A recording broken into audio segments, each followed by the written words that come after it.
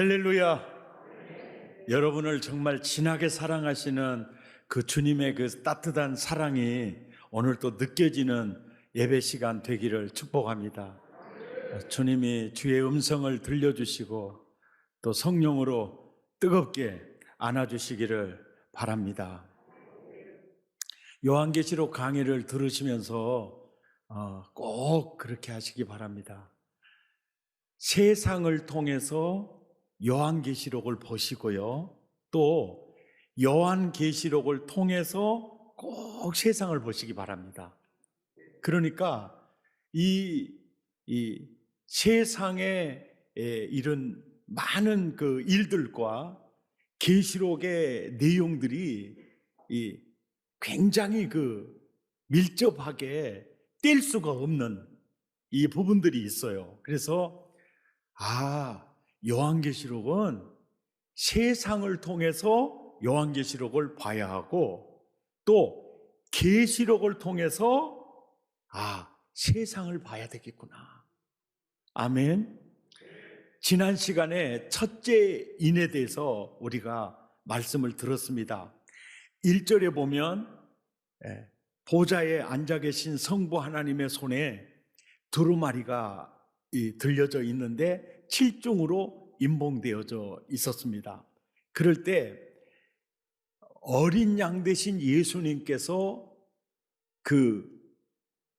이 나라를, 첫째 인을 딱 떼니까 네 생물 중에 하나가 우레소리같이 오라 그러는데 흰말이 따닥따닥따닥 하고 나오는데, 흰말을 탄 자가 활을 가졌고 면류관을 쓰고 나와서 이기려고 하더라. 그러니까 이겼다는 말이 아니에요. 이기려고는 몸부림을 쳤지만은 결국은 이기지 못하더라. 보니까 계시록 19장에 보면 흰말 타고 나오시는 분은 예수 그리스도세요.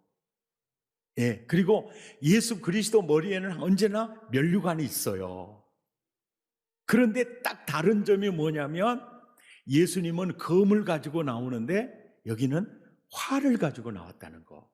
그리고 예수님이 나오는 곳에는 항상 이겼더라예요. 결론이 이기고 이기려고 하더라, 이게 아니에요. 이게 약간 다르고, 또 예수님은 검을 가지고 나오는데 활을 가지고 나왔거든요. 그러고 보니까 첫째 인을 딱 뗄 때 흰말 타고 등장하는 자가 뭐냐면 예수님의 흉내를 내는 가짜 구원자 적그리스도라는 거예요. 적그리스도라는 거예요. 이 적그리스도가, 가짜 구원자가 불교, 유교, 회교, 힌두교, 종교의 옷을 입고 나타납니다. 또 교회의 옷을 입고 나타나기도 하고, 선교단체의 옷을 입고 나타나기도 하고, 또 학자의 옷을 입고 나타나기도 하고, 문화의 옷을 입고 나타나기도 하고, 그리고 권력의 옷을 입고 나타나기도 합니다. 그래서 당시 로마 황제의 그 권력, 그것도 적그리스도입니다. 그리고 종교개혁 시절에 로마 교황을 적그리스도라고 했습니다. 이런 역사적 흐름이 있어요. 그러니까 다양한 옷을 입고 이 적그리스도가 등장을 합니다. 강력한 권력, 이게 교황청의 권력도 포함이 되고요, 이 권력이요, 지금 중국의 공산당 권력도 포함이 돼요. 그리고 북한의 권력도 포함이 돼요. 권력의 옷을 입고 등장한 적그리스도예요. 적그리스도들이 하는 일을 보면은요, 신랑 되신 예수님에게서 신부된 우리를요 떼냅니다. 그래서 이단들이 다 적그리스도예요. 다 적그리스도예요. 그 적그리스도가 출현해서 하는 첫째 일이 뭐냐면 신부 되신 예수님에게, 신랑 되신 예수님에게서 신부된 성도들을 떼내는 일을. 이것이 그들의 존재의 이유고 목적이에요. 그리고 적그리스도들이 하는 일은 수많은 가짜 진리들을요,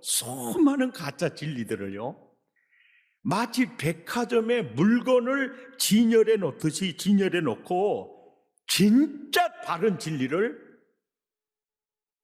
모르게 막아요. 그리고 사람들의 영혼을 혼미케 합니다. 그리고 그리스도의 공동체, 교회를 공격해요. 그들의 목적은 그리스도 공동체를 무너뜨리는 것이 목적입니다.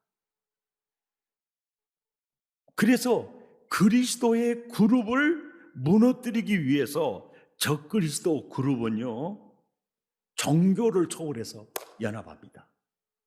그리고 그리스도 공동체를 대적해요. 보세요. 이 성경을 통해서 세상을 딱 보세요.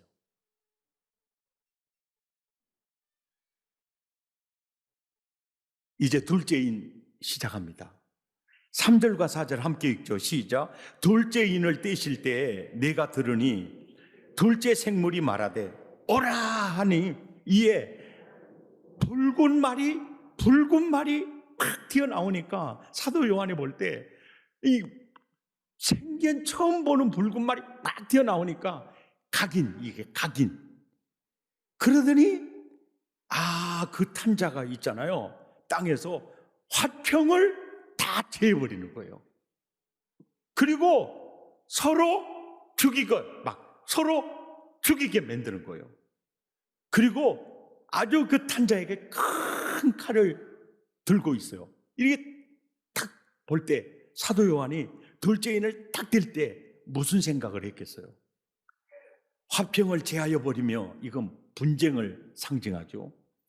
큰 칼은 큰 전쟁을 상징하는 거예요. 그리고 붉은 말은요, 완전 피를 상징하는 겁니다.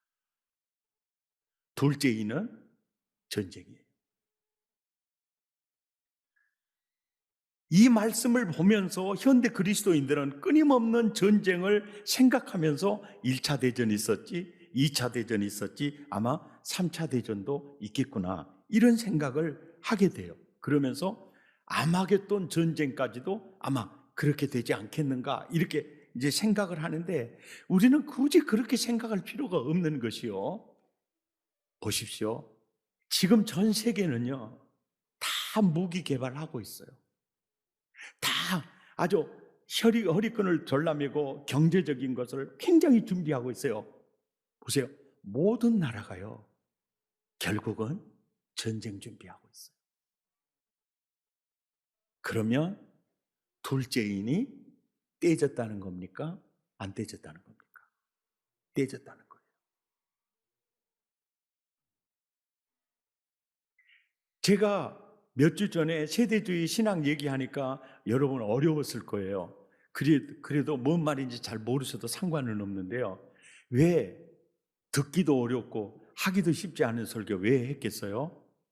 세대주의 신학으로 계시록을 보면요, 계시록 4장부터는 7년 대환란기에 일어날 일이다라고 봐요.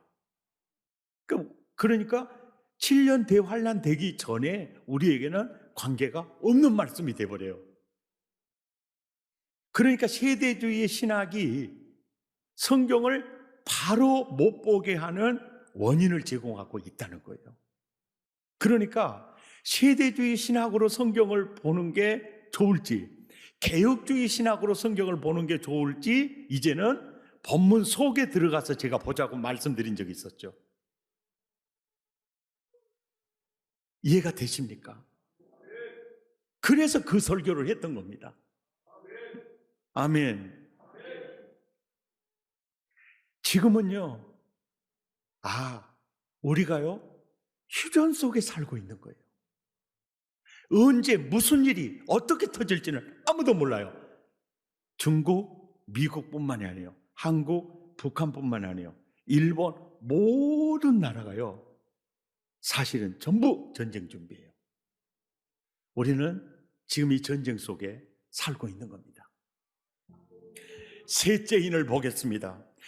5절 6절입니다. 시작. 셋째 인을 떼실 때에 네가 들으니 셋째 생물이 말하되 오라 하기로 내가 보니 검은 말이 따그닥 나오는데 그 탄자가 손에 희한하게 저울을 가지고 나오는 거예요.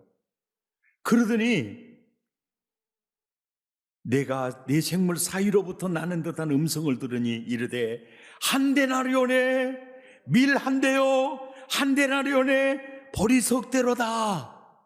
이때 시대적 배경 속에서 가치가요, 한 데나리온에 당시에 밀 8대, 그리고 한 데나리온에 보리는 48대였어요.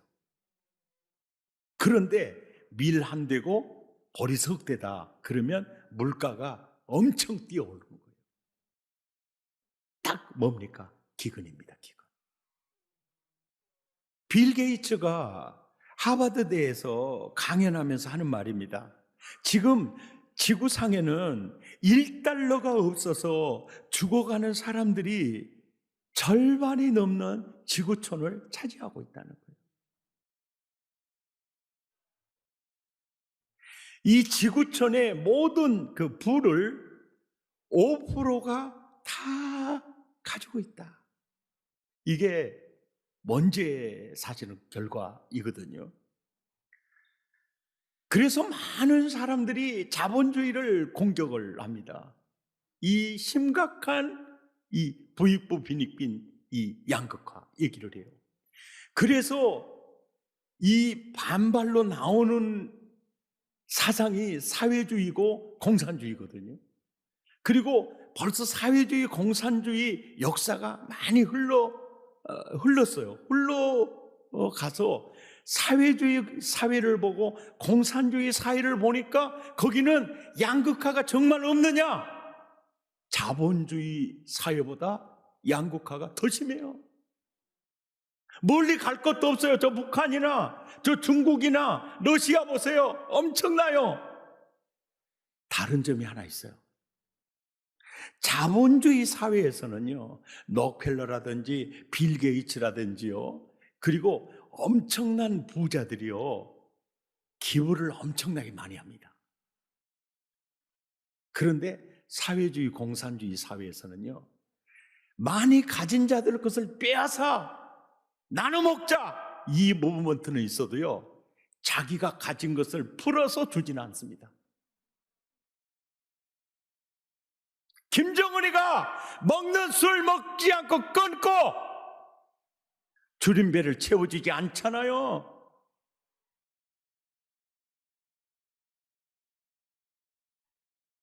자, 이것이 이 성경 말씀을 딱 가지고 세상을 딱 보십시오. 그리고 이런 세상을 통해서 계시록을 보십시오. 그런데 이 구절에 이런 말이 있어요. 감람류와 포도주는 해치지 말라, 이런 말이 있어요. 이 희한한 일이에요. 개인이든 가정이든 국가든 말이죠, 정말 엄청난 기근 때문에 다 죽을 것 같은데 그 속에요, 감람류와 포도주는 해치지 말라, 하나님의 긍휼이 있어요. 예, 아유 저 사람이 이제 망했네, 저 사람 죽었다, 아니야. 거기에요, 감람류와 포도주는 놔둬라. 그러니까 그 긍휼로 사는 거예요. 하나님의 긍휼로 사는 겁니다. 아멘. 넷째 인입니다. 7절 8절 함께 읽죠. 시작. 넷째 인을 떼실 때 내가 넷째 생물의 음성을 들으니 말하되 오라 하기로 내가 보매 청황색 말이 따닥따닥 하고 나오는데 그 탄자의 이름이 뭐요? 청황색 말을 탄 자의 이름이 사망이요, 사망. 사망이니 사망이 청황색 말을 타고 따닥따닥따닥 나오는데 그 뒤에 따라오는 게 뭡니까? 무덤이 따라오는 거예요. 음부, 이 지옥이라고도 번역이 가능하지만은 여기서는 무덤이, 사망이 딱 타고 나오니까 뒤에 따라 나오는 게 무덤이 막 따라서 나오는데, 사망이 땅 4분의 1의 권세를 얻어서 죽이는 방법이 검으로 죽이고 흉년으로 죽이고 그리고 사망으로 죽인다. 여기서 이제 해석하기가 굉장히 헷갈려져 버리는 거예요. 왜? 사망이 청황색 말 타고 나와서 지금은 4분의 1을 죽이는 권세를 가지고 칼을 통해서 죽이고 흉년을 통해서 죽이고, 거기서 무슨 사망을 통해서 방법이 나오는데 왜 사망이라는 단어가 나오느냐? 그리고 짐승들로서 어떻게 사람을 죽이느냐? 이거는 우리가 이해하기가 힘든 얘기가 딱 나오잖아요. 나오니까 이것을 해석하기 위해서 구약 성경부터 이렇게 보니까 재앙의 삼총사가 딱 나와요. 재앙의 삼총사. 무슨 삼총사요? 재앙의 삼총사가 딱 나와요.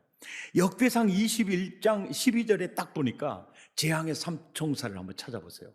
첫째 뭡니까? 기근. 두 번째 뭡니까? 칼. 세 번째가 뭡니까? 전염병. 그 다음에 에레미야 14장 12절에서도 찾아보세요. 첫째가 뭡니까? 칼. 두 번째 기근. 세 번째 전염병. 에레미야 21장 7절에도 보면 첫째가 뭡니까? 전염병. 그 다음에 칼. 그 다음에 기근. 에스겔서 5장 12절에 보니까 첫째가 전염병, 두 번째가 기근, 그리고 칼. 그러니까 재앙의 삼총사. 칼, 기근, 전염병이에요. 칼, 기근, 전염병. 자, 그렇다면 계시록 6장 7절에서 8절에 여기 보면 보세요. 칼, 검 나오죠. 그 다음에 흉년, 기근 나오죠. 그 다음에 사망의 자리에 무슨 단어가 나와야 맞아요? 전염병이 나와야 맞아요. 그죠? 그런데 놀랍게도 이 사나토스, 헬라어로 이 사나토스라는 단어는 죽임이라는 뜻도 있고 괴질이라는 뜻이 있어요. 그러니까 가장 매끈하게 번역을 하려면은 여기에 전염병이나 괴질이라는 번역이 되면 너무너무 쉽죠. 이 해석하기도 쉽고 이해하기도 쉽죠. 이해가 되십니까? 그러니까 아니 왜 사망이야? 이것 때문에 성경 전체를 보면서 재앙의 삼총사를 항상 칼이 가면 기근이 가고 기근이 가면 전염병이 가요. 항상 이 삼총사가 같이 가는 걸 딱 볼 때 여기 전염병 이게 들어가면 딱 맞는데 왜 그래? 그리고 원문을 연구해 보니까 이 사나토스라는 단어가 사망이라는 뜻도 있고 괴질이라는 뜻이 있어요. 괴질이라는 뜻이 있었어요. 자, 우리가 생각을 할 때, 어떻게 짐승들을 통해서 4분의 1을 죽이느냐, 이런 생각을 했잖아요. 이건 도저히 불가능한 것처럼 느꼈죠. 그런데 여러분 잘 보세요. 패스트라고 하는 전염병, 흑사병이 1347년부터 51년 사이에 3년 동안요, 유럽 인구의 3분의 1이 죽어갔어요. 그런데 이 패스트라는 이 흑사병이 이 질환이 무엇에 의해서 형성이 됐냐면 쥐벼룩에 의해서 형성이 돼요. 그러니까 짐승과 괴질이 밀접한 관계가 있었어요.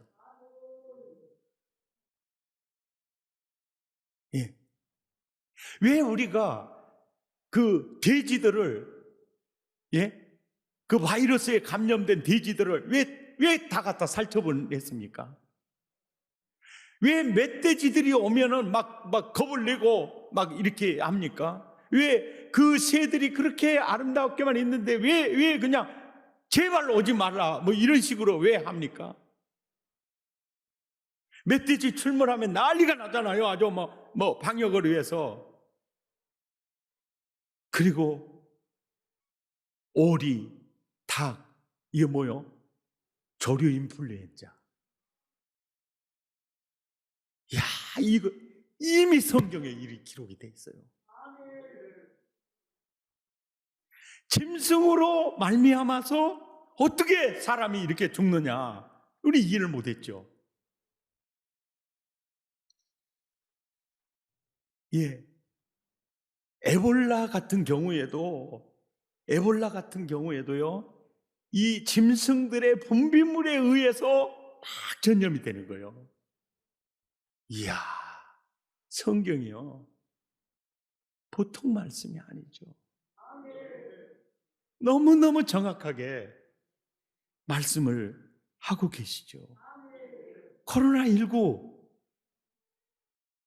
감염자가요, 1억 2천만, 사망자가 265만 명이에요.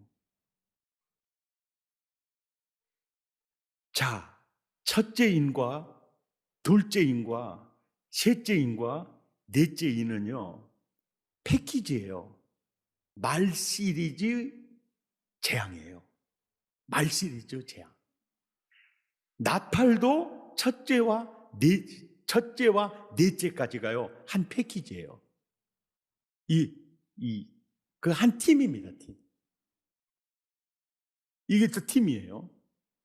이거 보면은 첫째 인에서 넷째 인까지 한 말 시리즈로서 이 패키지를 딱 보면 재앙의 공격 대상이 사람이에요. 사람. 근데 첫째 나팔부터 넷째 나팔까지 대상은 환경입니다. 네. 첫째 인부터 넷째 인까지는요, 사람에게 아주 집중돼 있어요. 그러니까 적그리스도를 통해서, 전쟁을 통해서, 기근을 통해서, 괴질을 통해서 사람을 병들게 하고, 사람을 파괴하고, 사람을 무너뜨려요. 그런데 육체적으로만 무너뜨리는 게 아니고요, 인간성 자체까지도 무너뜨리는 게 이게 포함이 되어 있어요. 이게 포함이 되어 있어요. 첫째 인을 딱 떼니까 흰말이 나왔죠. 첫째 인을 떼니까 흰말이 나왔죠. 뭐요? 가짜 구원자 적그리스도요. 둘째 인을 딱 떼니까 붉은 말이 나왔죠. 뭡니까? 전쟁이에요. 셋째 인을 딱 떼니까 검은 말이 나왔어요. 뭡니까? 기근이요. 넷째 인을 떼니까 청황색 말.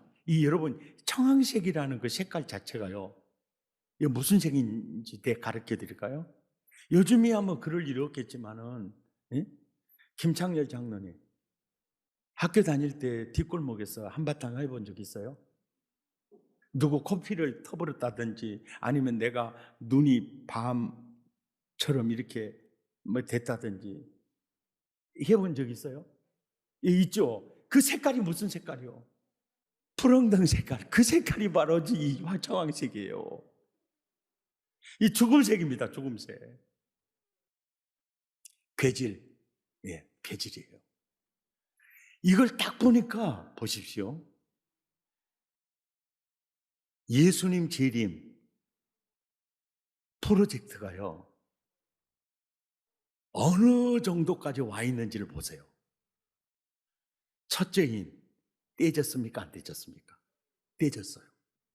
둘째 인은요? 떼졌어요. 셋째 인은요? 떼졌어요. 넷째 인은요? 앞으로 떼질까요? 지금 떼졌어요. 이것을 통해서 역사의 벽보를 보고 성경을 보고 종말의 시간을 우리가 감지할 수가 있어요. 아멘.